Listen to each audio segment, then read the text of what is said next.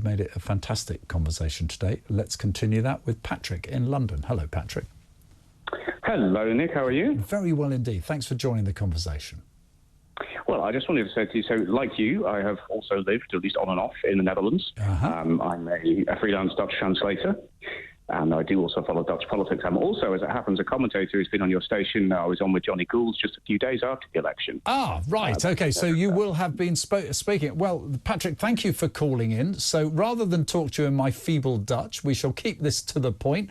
Tell us about the political journey Holland's on then, and what's likely to happen and how this government's going to work out. Well, I think so. This is the interesting thing, right? We look, when I came on the show before, I said there's no way the VVD are going to do a deal with Geert Wilders because it's pretty much it's a cardinal rule in Dutch politics. Nobody will work with it. OK?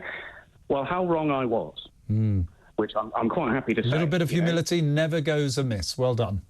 Well, you remember in 2010, all the speculation of the Lib Lab coalition. Well, that never happened. So there we go. That's fair enough. But what I'm very interested in to talk about is who do we think the new Prime Minister is going to be? Because what I was going to say was, look, this lady Dilan leading the VVD now, well, if she ends up getting the nomination, because at the moment, Pieter Omtzigt of the Nieuw Sociaal Contract party, which is one of the parties of the coalition, is blocking Geert Wilders, as of a couple of days ago, his nomination that your correspondent was talking about before. So what if it ends up being Dilan? And if it is, then we have a situation very similar to over here in this country, where actually it's an unelected leader. You know, somebody who lost a leadership contest or lost an election or whatever. Well, now, it's interesting. We did hear that the leader of the Labour Party is the candidate that might be going forward. And I'm sorry, I can't recall their name. Paul Rosmøller. That's what I'm referring to, but actually it appears at the moment that's being blocked. Nothing is fixed yet. So what I wanted to do is just update you on that and say, look, here's an interesting question for all of us to think about, isn't it? What happens if it ends up being Dilan? And what is... Sorry, explain why that's significant, Dilan. Because she is the leader of the party that lost the last election. Okay? So affected and unelected, someone who lost. It's like Gordon Brown being Prime Minister after 2010. Exactly, and it's also because I think whichever of the four is chosen, what Geert Wilders has done is he has renounced his right to be Prime Minister. He will never, under the coalition agreement, he cannot be Prime Minister. So it'll be one of the other Is that a clever move, so he can keep his hands free of it?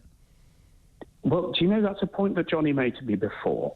He said maybe he doesn't want to actually govern, he just wants to be on the sidelines. But the interesting question is, the choice of ultimate PM will reflect a great deal of the actual policy that is pursued by the new formal Dutch cabinet. And that's going to be very interesting to see, in particular, as to how they actually cope with it.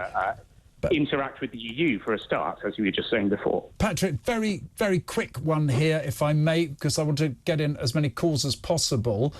Given the conflict inevitable between the EU and this new government, if they stick to their agreement, particularly over asylum and immigration, would that ultimately lead to another election and they go and say, isn't this terrible? The EU are not letting us do what we want?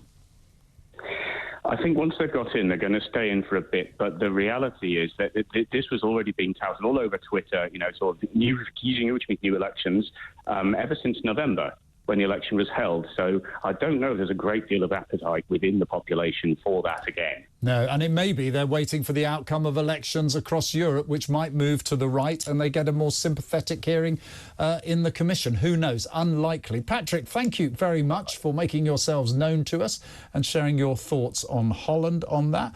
Let's go to